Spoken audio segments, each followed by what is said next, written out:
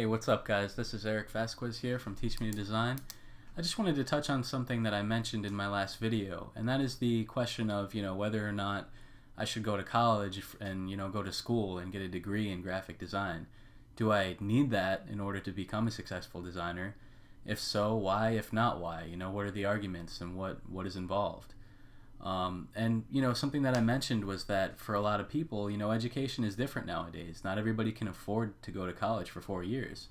And a lot of people come out with debt, which is definitely something that you want to think about when you're thinking about your future. But also, like I said in my very first video, I want to make this website for people who not only want to become professional designers, but even for people that just want to work on their own projects, whether it's a brand or a t-shirt or just a passion project or something like that. And I can tell you guys, in my own experience, that some of the things that I learned about while I was at the Art Institute were, the fundamentals, the foundation about graphic design, the history of graphic design, and even, some important things about, typography and all the things that go into being a well-rounded artist. There's anatomy courses, there's, life drawing. But, for most people, these are things that are available to us, and you can do a lot of these things on your own. So you shouldn't ever feel limited or pressured or restricted to only getting there one way, because there are different ways that you can, get the same end result. It's all about kind of working through it and finding what works best for you.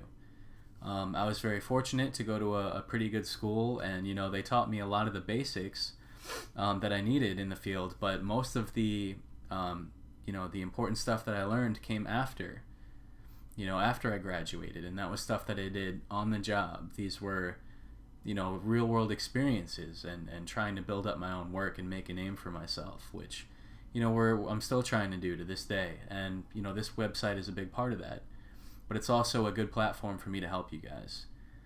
When I was starting off, there was certain artists that I learned from, some of the illustrators who I was inspired by. People like Neil Durden, Chuck Anderson, James White, Anthony Jones, like tons and tons of great artists.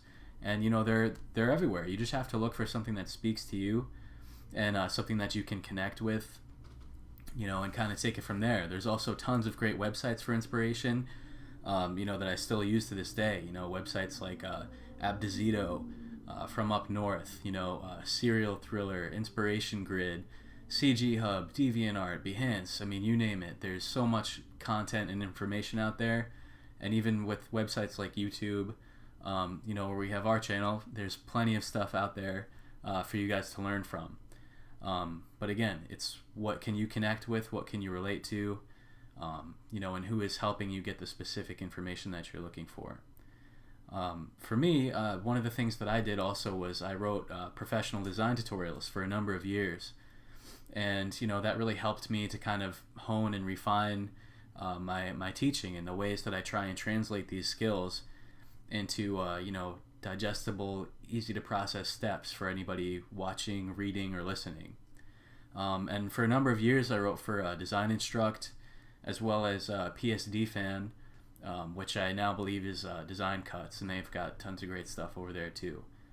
And you can also do continuing ed stuff. I've taken courses after college. I want to do some life drawing classes, and I draw a lot in my own time. But one of the things that really helped me a lot was doing a mentorship.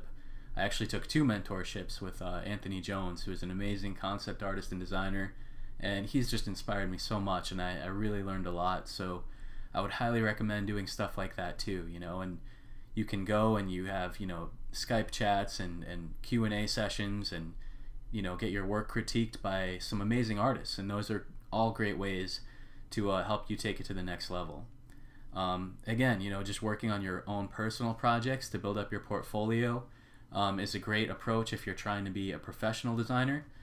But the skills that you're going to learn and acquire through working on your own personal projects is going to be invaluable for you. And even if that's not the approach you want to take, let's say you just have your own business. I want to make some t-shirts, I want to make business cards, logos. I'm going to help you with that stuff too. And, you'll find that some of these things do translate, as I said, into real world experience. So whatever your end goal is, it's going to come from putting in the effort, from putting in the time and the due diligence with actually gaining that experience.